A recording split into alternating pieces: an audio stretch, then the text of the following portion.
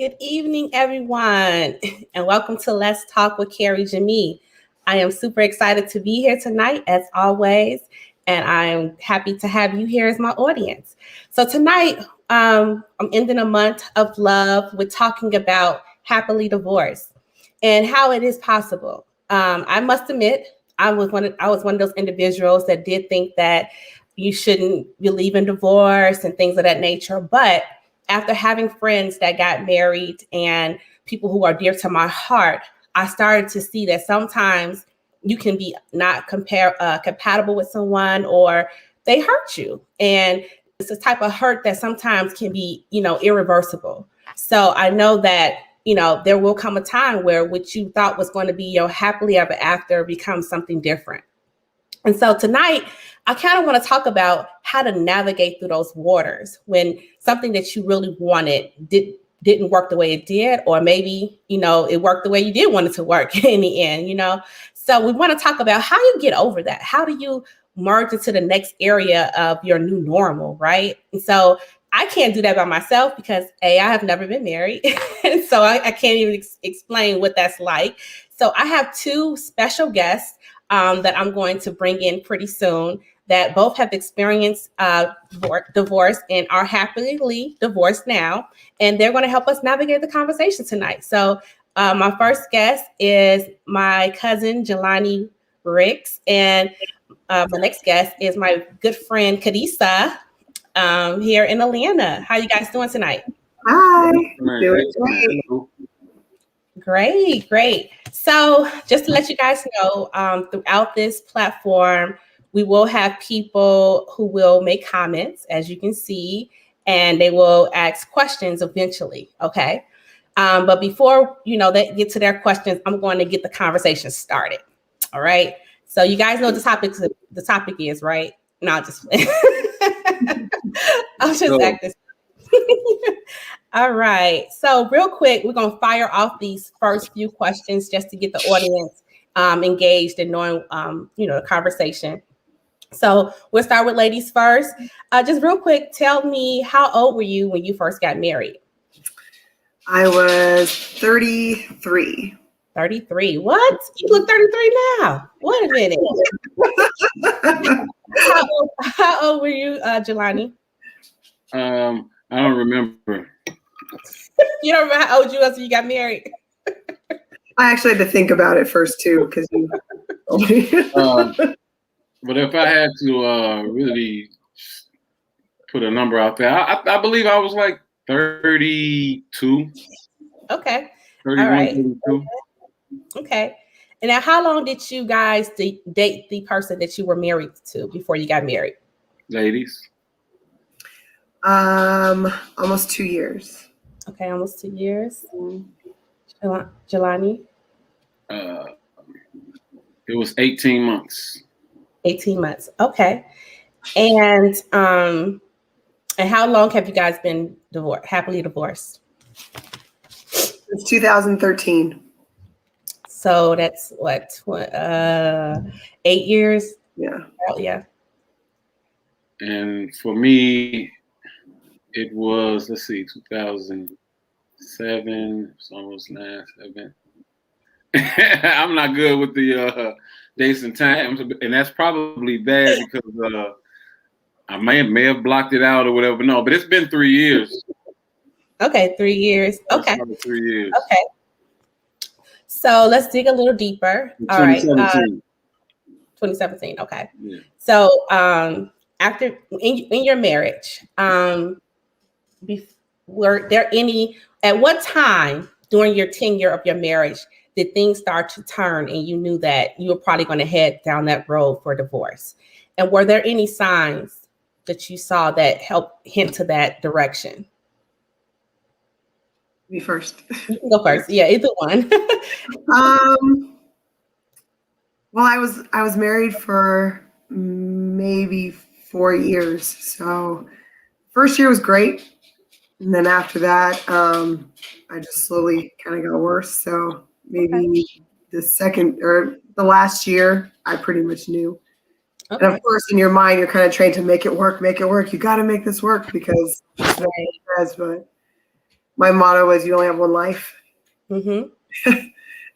I only have one life. And I want Right. to live it happy. So, you know. Yep. Well, for me, we were married 9 years and approximately, I don't know, 8 months, just shy of 10 years. And you wanted to know, like, when was there a turn? I didn't. When did it turn? Yeah. What do you mean? Could you be more? When did you know that, like, okay, this marriage is probably going to end? We're going to probably be heading towards divorce. Were there any signs, or did it just happen suddenly? I would say probably 3 years in, we had our first shake-up. Okay. You know what I mean? A test. We had our first test about 3 years in. And that made me personally consider, like, okay, well, maybe this is not the right thing. You know what I mean? Maybe I didn't make the right move.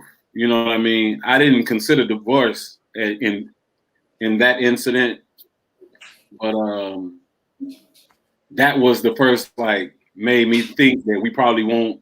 Well, this is testing our future. I'll say that. This is testing it right here. 3 years in, and before I even thought about divorce, it maybe was another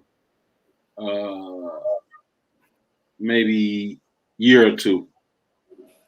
Okay. So you pushed through it. Yeah, pushed through that, but then there was a decline. Okay. There was a decline, and it was like a speeding train heading down, and you don't know how to stop it. Okay. Now this is a follow-up question, which is one of my extra questions, and I'm just going to continue with you, Jelanie, real quick, since we're already talking to you. Did you saw the steady decline? Was this your choice? Was divorce your choice, their choice, or was it a mutual decision? It was mutual. Or I don't really know how to answer that without giving some context. It was like if she said, "What, you want a divorce?" and I say, "Yeah," then who came with, who? Right, right. It was already thinking about it. Okay. Who gets the credit for that? She said, "What, you want a divorce?" And I say, "Yes." She said, you know what I mean? That's exactly what happened. Hold on. I have my hairiest child here. Okay. I'm about to put him out because he's getting words. Give me 2 seconds. Okay. Well, while he steps away, I will go ahead and let me answer the question. He doesn't have his training like yours, because I know she has a pit bull herself. However, you want to continue, or you came back? Yes, already. We all good. Okay. That was not. He's a good guy. He's needy. So what was I exactly? You said you don't really know if it was a mutual thing or if it was one party over the other. So right, I was there. So when she asked, it was like, because we did discuss it before, or we did entertain the conversation. I'll say that prior to going, full speed. Right. Yeah. Okay. And just part B to that question, did that decision affect you? How did it affect you mentally, spiritually, and emotionally? It was a relief. Okay. I feel like so much weight has been lifted because she didn't exhibit any negativity, if you will, behind it. Like she would be distraught. So it made it. It was like, why didn't I just do it sooner? Okay. So were you? Okay. I won't dig any deeper. I'll move on. You can go as deep as you like. You can go as deep as you like. I'm an open book. So did that bother you emotionally, that the other party did not show the distraught that you were looking for? No, because it would have I would have been surprised had I saw it. Okay. All right. So next, same question for you, Carissa. Was the divorce your choice or It was my choice. It was your choice? Okay. And the decision, how did it affect you mentally, spiritually, and emotionally?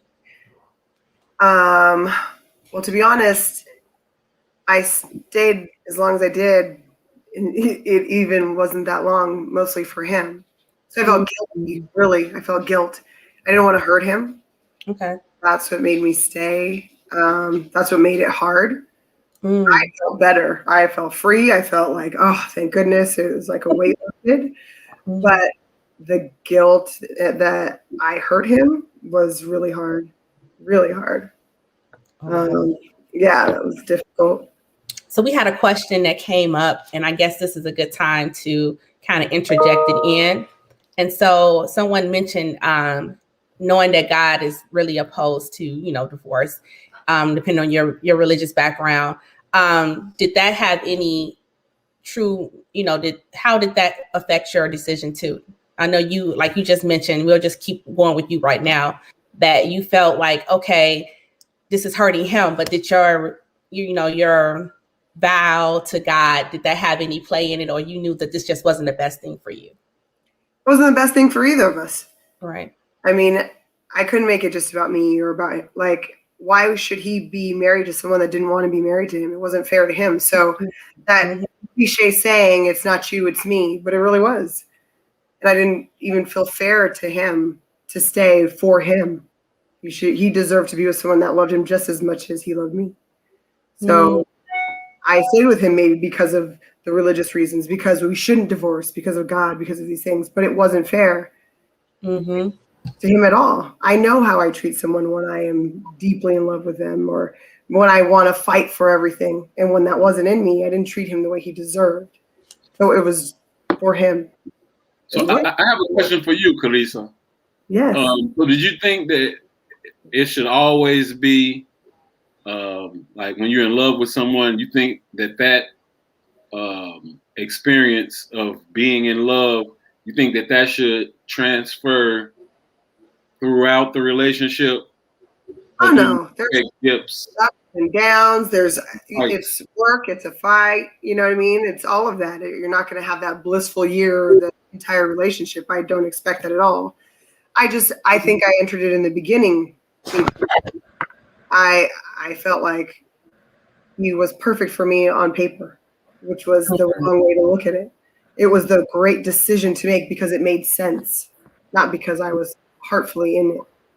Right. I entered it in the wrong way. Okay. Therefore, it was wrong from the beginning. So then I was forced. I was gonna make it work, and right. So, and those are realizations that I had throughout the process afterwards. What was wrong with me? Why didn't I like this perfect person? Right. Self-realization happened a lot. Okay, I get it. Yeah. My experience was it was quite different. I wasn't really thinking about marriage at the time. I knew that I was making myself worthy, if that makes any sense. At that stage of my life, I said to myself, if I want to qualify, I have to start somewhere, and once I'm worthy, I'll consider it. But at the time that I actually considered it, I wasn't expecting it. So and then it was influenced by my grandmother. When she said, "You better marry that girl," that was it for me. It was like, I have a relationship with my grandmother, so I respect her word. I respect what she thinks and how she feels about what I'm doing. And if she said, "You better marry that girl," and I was already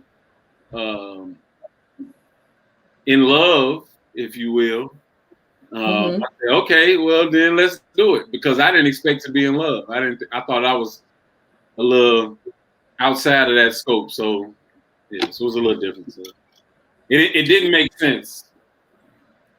Yeah. It didn't So, just did it for love. and we had a show previously last week where we talked to couples that were currently still married, and they talked about how you needed more than love to stay married and be married, and that compatibility was important. So compatibility doesn't always mean that it means both, that your goals are aligned, but it also means what you just said, Carissa, too, is that you have to have a mutual love for each other.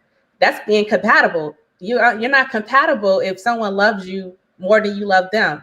That's kind of being unequally yoked, as the Bible may say. I don't really understand that, but go ahead. No, I'm just saying, like the Bible says, you have to be equally yoked. I don't think that, to me, that God was just meaning equally yoked in like just your religious background and your love for him and admiration for him, but also being equally yoked in different areas of your life that can potentially cause you not to be happy long term with someone else. That's what I'm saying. Okay. Okay. So no, I have a reference book. Just I want to know what yoke means, because I know what it means to me.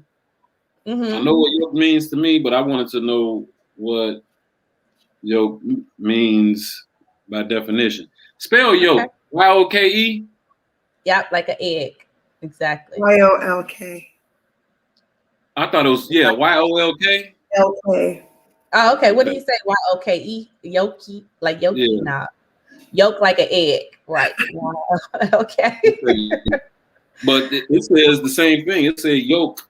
Y-O-L-K is yellow part of an egg, but Y-O-K-E is frame for harnessing together a pair of oxen. Or okay. So it's the thing Y-O-K. that binds or unites. Or number 3, servitude. Or number 4, part of a garment at the shoulders. As a verb, it says harness or join together. Okay, so that's Equally what I joined. understood. So equally yoked to me means it's a mental and spiritual thing, more so than you got a house, I got a house, you got a car, I got a car, you got a good job, I got a good job.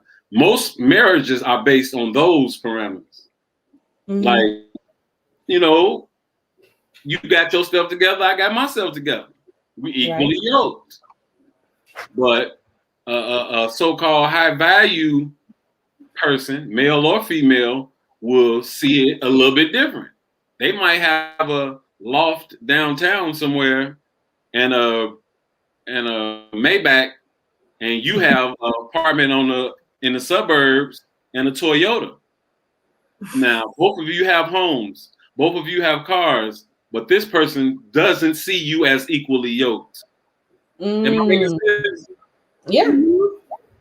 So I think that's it's subjective. I always have had a problem with people saying yoke. We have to be equally yoked, because I think you can quantify it by mentality more so than materialism or material. You know what I mean? Yeah. Someone said believing in the same values. So yeah. So we got some questions without believing in the same God. Go ahead. Yeah, we got some questions popping up, so I want to make sure that we can. Why I can't see the questions? I thought you did. Let me see. I'm gonna pop one up in a second. Can you see this one? Yes. Do you want to be married again? So I want to ask that in junction to my question. So to move forward into, being able to recover from divorce, because a lot of people feel like they look at divorce as failure and, oh my God. But like we already discussed, things happen, right? Some things you are avoidable, and it just needs to happen. So what is life for you now post-divorce? And in junction to Aisha's question, would you ever consider being married again? We'll start with you, Carissa. Initially, I didn't. But of course, right when you get out of something that you weren't happy in, you're like, I'll never do that again. But I needed to do a lot of soul searching. I needed to figure myself out. I needed to figure out why I didn't want to be there, or why maybe I didn't feel as deserving for someone that was great to me. I needed to do a lot of self-care. But in doing that, you don't do it perfectly. Everyone says, "Oh, I'm going to work on me." Mm-hmm. And I initially started out, "I'm going to work on me." And then I started serial dating. And then I started, to make myself feel better. That's you, right? That's the goal, but that's not where it goes. It's like, all right, let me just go back to this, or let me do that, or the little things that you think make you feel good until you actually figure yourself out. And then once that happened, I absolutely wanted to get remarried again. I still do. I do. But, people say, oh, you need to figure out what you want, but you quickly figure out what you don't want before you figure out what you do want. And that journey of figuring that out also lets you realize how you would be good in a marriage and what you're also looking for in a marriage. And so then, that's what the conclusion comes to. So post divorce also looks like finding who you really are and what you really want in another individual to you too, right? I mean, personally, I feel like if you don't have self-love, else, you know what I mean? You're looking for something, you're searching for something that you need for yourself in someone else. You need to figure out your why, what you love about you before you're even good for someone else. So that journey of figuring that out is what I had to do. And then it didn't matter what was great about them, equally yoked or whatever. I was enough for me. Right. So whatever you brought to the table, whatever you had going on, good. I was enough for me. I love you for who you are. And once you get there, of course you want to get married. To me, anyway. That's right. Well, go ahead. Yeah. You want the same question? Same question. Let me repeat it. Yes. Okay. I know it. I just want you to repeat it. Yeah. What is life like post-divorce, and would you ever consider getting married again?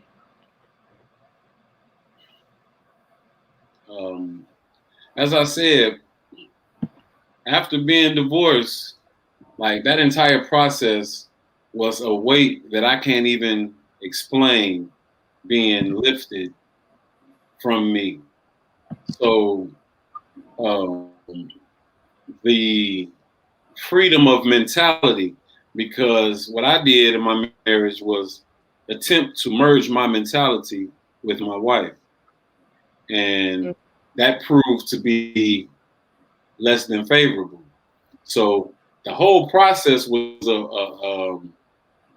a release for me. So post divorce, it has been beautiful. I'm a prayer by nature, so I pray and I look and I study and I look to the God I believe in for answers.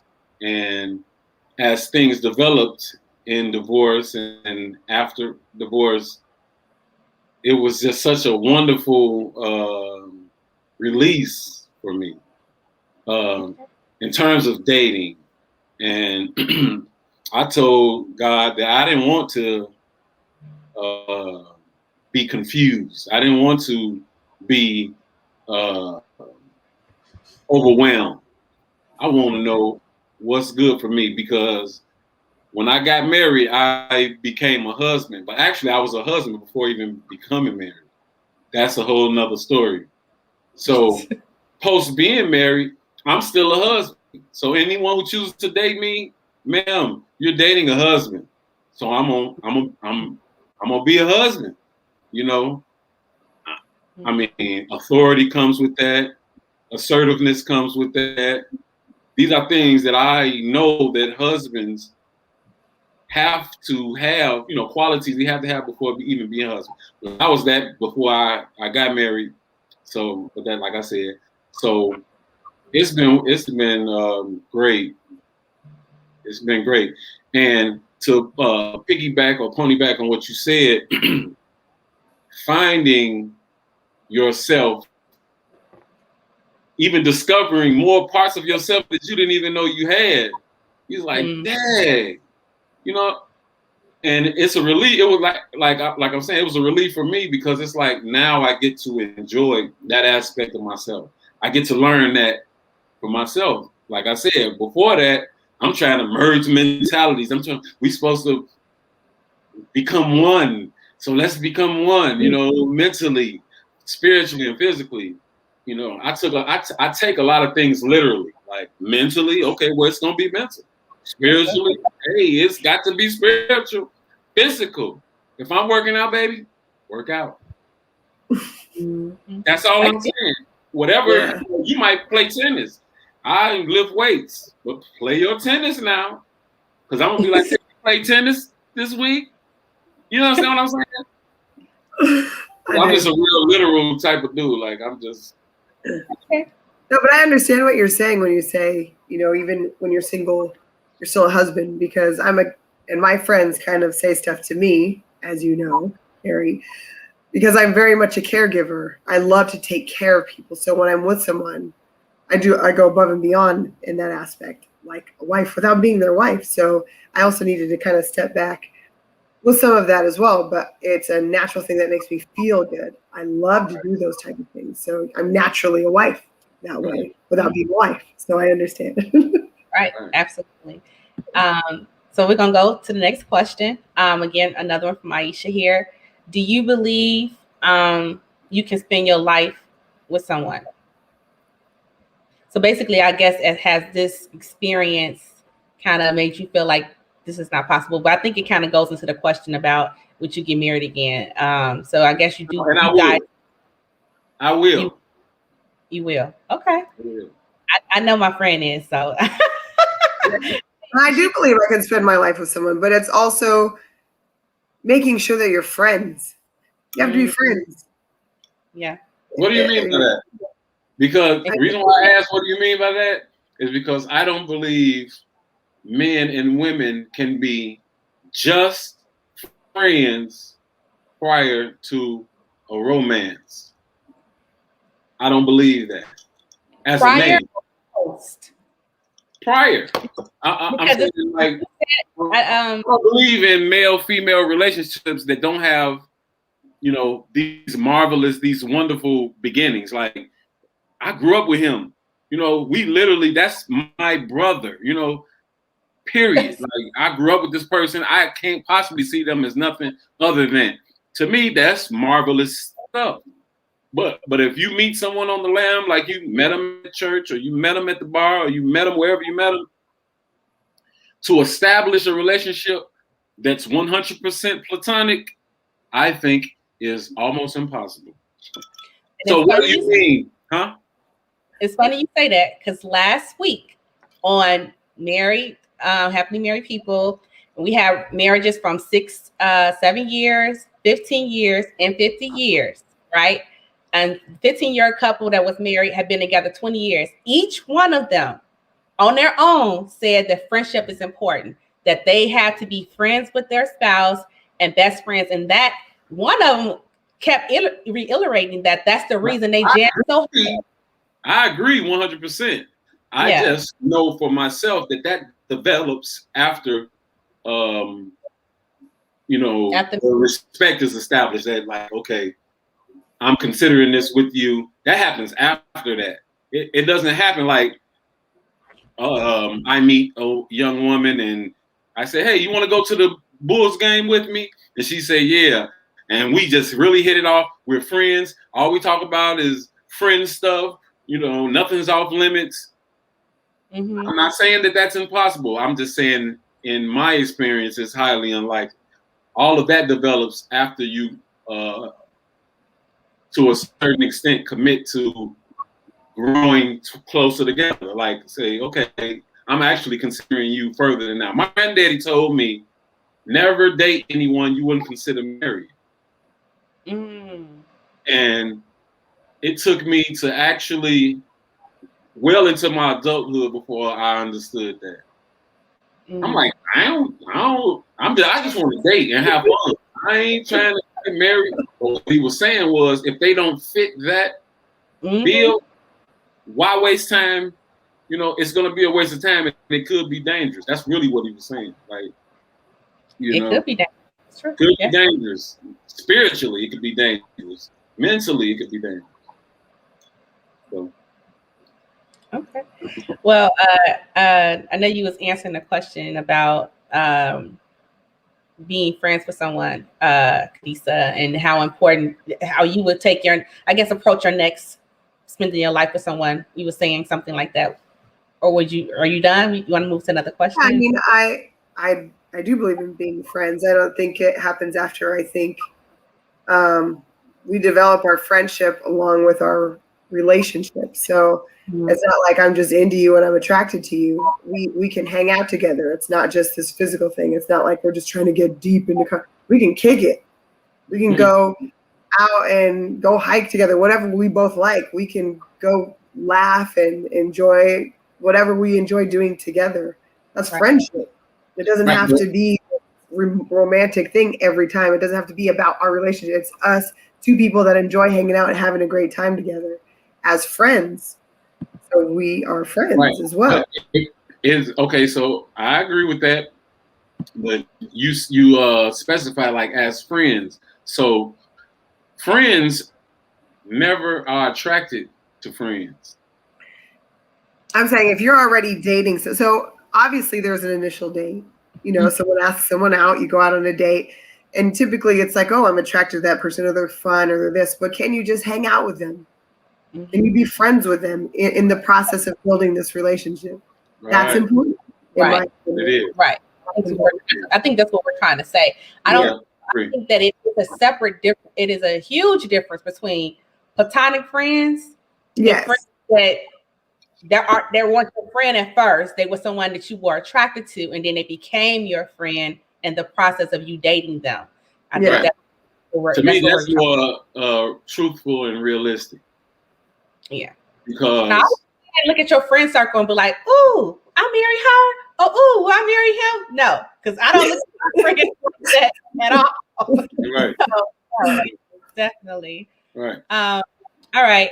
So we had Aisha's full of questions today, but we got one. I want to make sure we touch on people's questions. She said, "How do you feel about your ex?" Now, if you don't want to answer the question or feel comfortable, you don't answer it. My ex-husband? I guess so. Yeah. Okay. Well, he's a wonderful person. I have no ill feelings towards him whatsoever. I want nothing but wonderful things for him. I don't think he deserves anything less than the best of everything. So, no bad feelings at all. Jelanie, you want to answer? You want to move on? No, I actually mirrored that sentiment.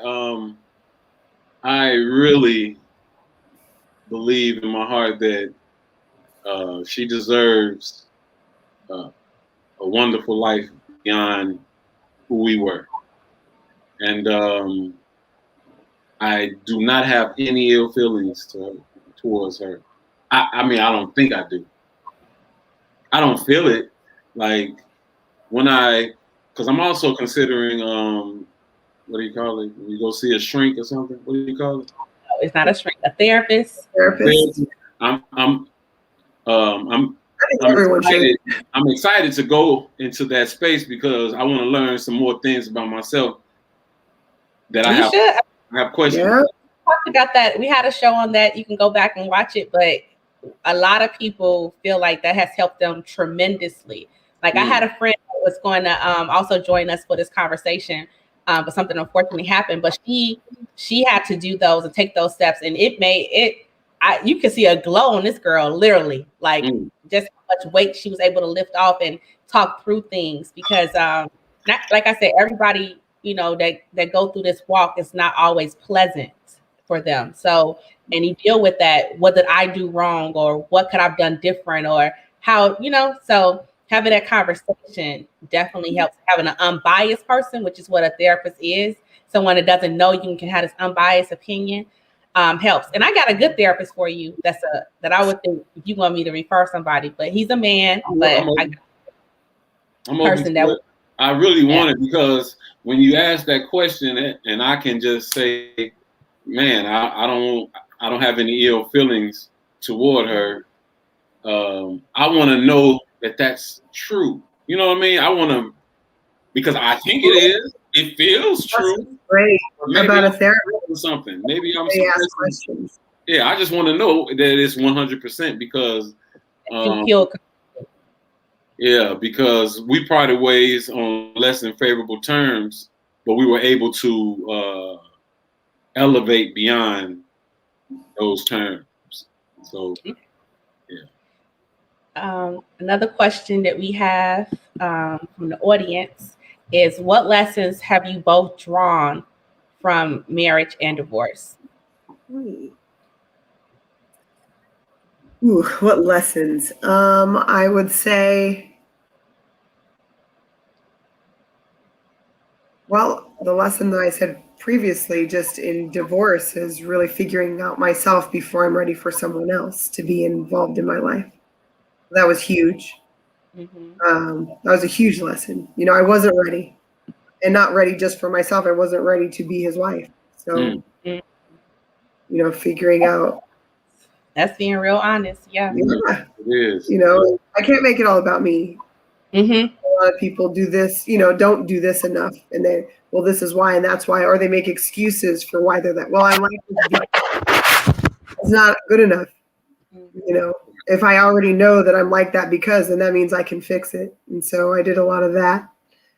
And just figuring out how I could be my best me for and someone else. So that was a huge lesson for me. Awesome. Yes. Jelanie? Could you ask the question again? What was the question? It's on the screen. Can you see it? You can't see it no more? What lessons have you both drawn from marriage and divorce? What lessons I've learned from marriage is you have to have patience. To me, patience is more important in marriage than even child rearing. And we know how important patience is in raising children. To raise a marriage, I believe patience is even more paramount, because if you like, I'm just gonna say it, put the boot on my foot, because I get frustrated. Because if I tell you something and you don't respond to what I just told you, and then I have to tell you again, it's a connection waiting to happen, because my patience level was so low. You know what I mean? Like, damn, you ain't getting it? I just told you I don't want you going out with her because she a hoe. You know what I'm saying? Oh, God, cousin. No, I just, that's just the first thing that popped in my head, but I'm just saying, I just told you I don't want you going out with her. You know what I'm saying? If you got to go out with her too. You know what I'm saying? Somebody who I know has built a rapport with me. You know what I'm saying? I don't know old girl like that. You understand what I'm saying? And so y'all go out, because I'm not going to stop you. But if you just continue down this path that I've already been my patience, but I can't defend that act, because I know I should have more patience, because I don't know y'all relationship. She might be the front girl that get all into all the fun spots. And I feel like if you want to go into the fun spots, you should have a fun girl that can get you there. You understand what I'm saying? But my personal issues cause my patience to wear very thin, very quick with certain things. Another thing I learned in marriage is say what you mean and mean what you say, and don't wait to say it. Say what you mean what you say, and don't wait to say it. You know what I mean? Because we wait for cues. We like, okay, maybe I'm tripping. I ain't gonna say nothing. No, that's what relationships are about. They're about learning more about yourself and more about this union. Not just that person, but this union. And this is my opinion. To me, marriage is never about your spouse. Ever. It's about your union. It's about who you are corresponding to one another and interacting and intertwining and being with one another. It's never about, because you're supposed to automatically respect them as an individual. That's what I'm saying. Automatically. You're supposed to know how that this person is a person. and they're entitled to the entire spectrum of emotion, of responses. They're entitled to all of that because they're a person. You have to respect that first. So you should have to double back and consider who they are. You should come in knowing that everything about them is of the utmost respect. You hold that, you know what I'm saying? You respect that first. Absolutely. Now, throughout the relationship, it's about your learning about yourself and how this person complements that person that you're growing into, because you're gonna constantly be growing, constantly. Yep. Well, how did this person respond to that?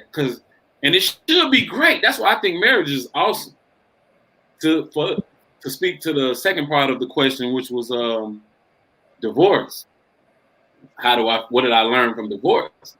I learned that marriage is beautiful. And not to be getting down on people, most people aren't qualified. Most people who are married right now aren't. They don't meet the qualifications.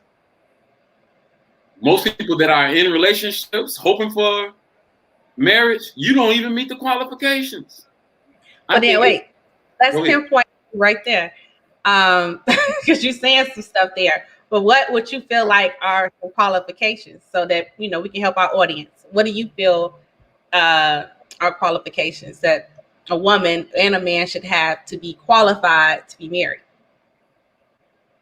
You should know yourself unequivocally, beyond any shadow of any doubt. You should know who you are 100%. That's first. Then you should be mature. You should be mature enough to entertain the different nuances that you will find in marriage. You know what I mean? Like some stuff that you emotionally might take serious you should blow that off. Like, you understand what I'm saying? And if you don't know yourself, you be wanting to just enforce who you are onto somebody else. You understand what I'm saying? And that's what most people do. They be like, for whatever reason, you have a conflict with your mate. I ain't gonna get too deep. I'm just gonna stick to the what you're saying. But you should absolutely be mature.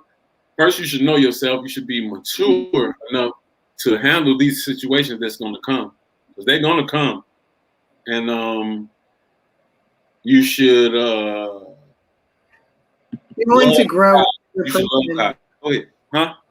Be willing to grow with the other person. You're not going to stay the same exact person throughout your marriage. You're going to change together. So be willing to do that. A lot of people, this is who I am and this is how I am. Well, you're with another person. You need to grow and change together. But be open to that. Because whether you recognize it or not, you're growing and changing. Mm-hmm. If you with a mate that stops growing, then that stops being a relationship. Yeah. And that goes into what my father said last week that we talked about. We referenced the Bible again. The first thing God said was you become one, right? So this is the same thing what you're just saying. Like you become one with that person. So it's not about them or you. It's about us. It's about we. And so we have to get on the same. Recognize that become timeline is what it is. We don't know what that becoming is. Like, it's not like a 90-day stretch and you've become after 90 days. No, we don't know what it is. Let's become together. Let's understand ourselves well enough to respect that in the mate. You understand what I'm saying? Yeah. Like be a team together. That's why I think understanding yourself is so important. Yes. Don't even think about relationships. Like, we glorify marriage. Like, I think it's glorified without informing the people. Like, really, kings and queens, if you want to put it on that level, those are big shoes. You have huge responsibility. Everybody just can't get married. Let me put that out there. Everybody can't get married. That's just not an activity for everybody. Now, some people might think different. And that's where the equally yoked thing may play a part of it. You know, yeah, hey, I'm a bum, she a bum. Let's be bums married. You don't qualify. Marriage is not a bum activity. It's not. No, It's not. This is right.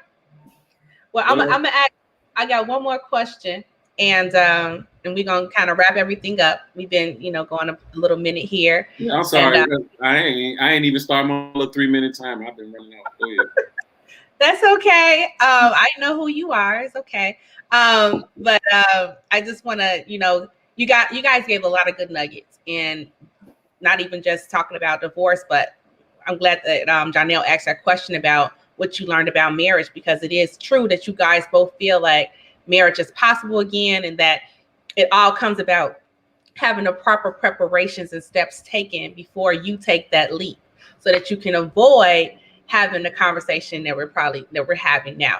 But and then sometimes it's like you said, knowing yourself, and like Carissa was saying, even being aware of yourself inside of something that you should not be in, and being okay with, okay, this hurts me, I need to walk away. You know what I mean? So just being self-aware. Those are all being self-aware in all arenas.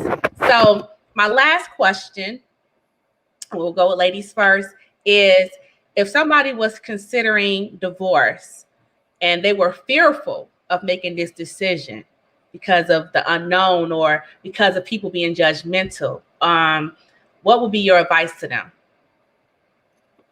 Unfortunately, a lot of people make decisions based on what other people think. I think it's your life. It's your happiness. You get one life. Well, that we currently are aware of. And I mean, I think all of those other voices need to be out. It's about you and what you feel and what your relationship is. No one knows your relationship like you do. And your relationship with God and that's who you're talking to. You're the person you're dealing with. And if you're both seeing a therapist, I think you should, go after everything you can to try to make it work. Seeing a therapist or seeing the things that, help you understand each other and where you're at. But if that final decision is what it is to divorce, it doesn't matter what anyone else thinks. They're not living that life. They're just giving you their opinion. So I think those outside opinions on whether or not you should do what you should do in your life are irrelevant. I mean, I went through it. I had so many opinions. People didn't even talk to me, but I'm happier than I've ever been. If I was to listen to that, who knows? But they're not living the life. They're not walking in my shoes. So they're irrelevant in that. It's me and that other person. And like they said before, my relationship with God and everything else that creates my opinion as to what I should do. And I just want to add a little bit to you just a little bit, because I personally do know you, and it is possible to find the person that you want to be married to, like your experience. And it's a different feeling than what you had before. So it's possible, right? It's because people need to know that it's a feeling. It's something that undeniably, like, oh my God, I cannot wait to wake up to you in the morning. I cannot. One of the things I think that also prevents you from divorce is not just your terrible relationship, if that's what it is, but starting all over again. The fear of that comfortability with that person. Well, we already are here. I don't want to start that all over again. I don't want to, be alone. Those fearful things, but those are short-lived. That's the part of growing when you get to really know yourself. Those things, figuring out how to be with someone else again, that you are with yourself. That self-love is everything. That supersedes all of those fears once you figure yourself out. That's starting all over again or being alone.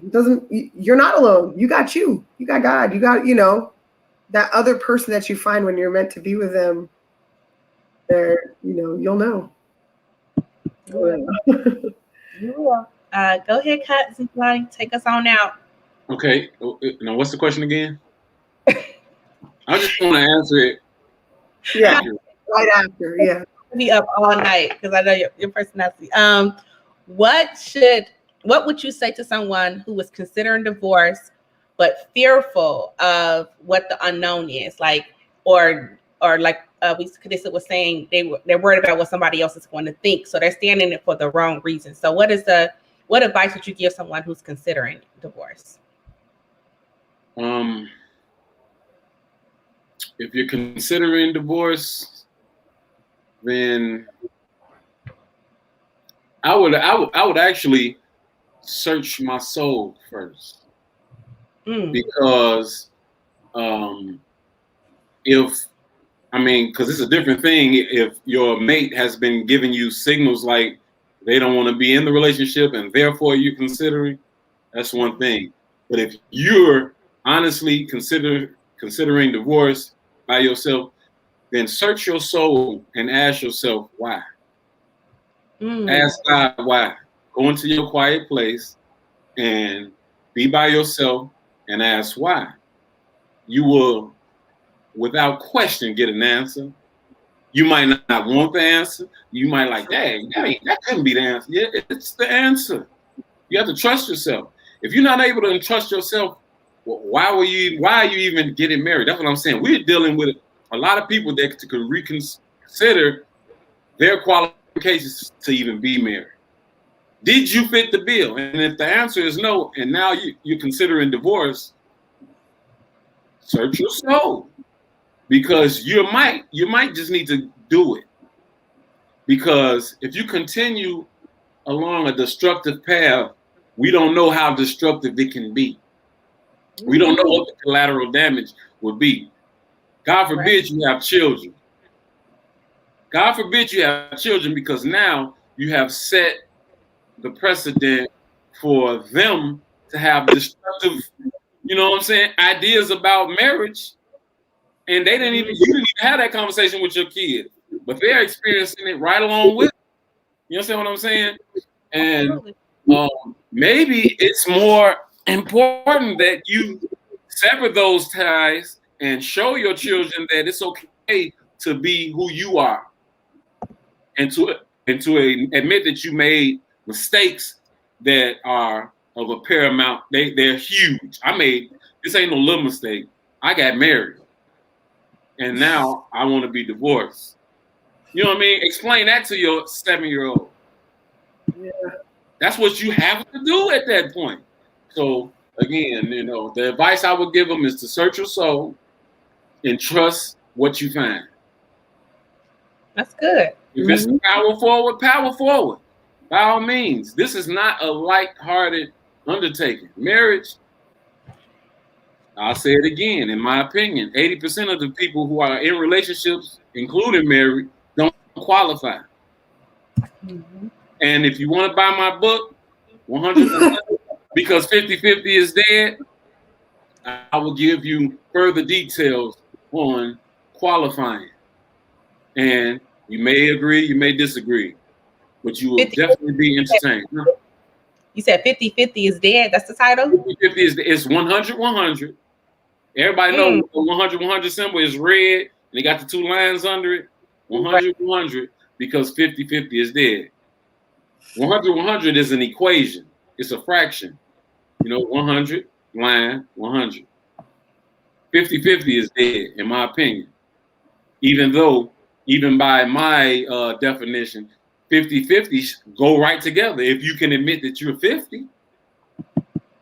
But that's a whole nother thing. I don't believe if you're under 70, hang it up.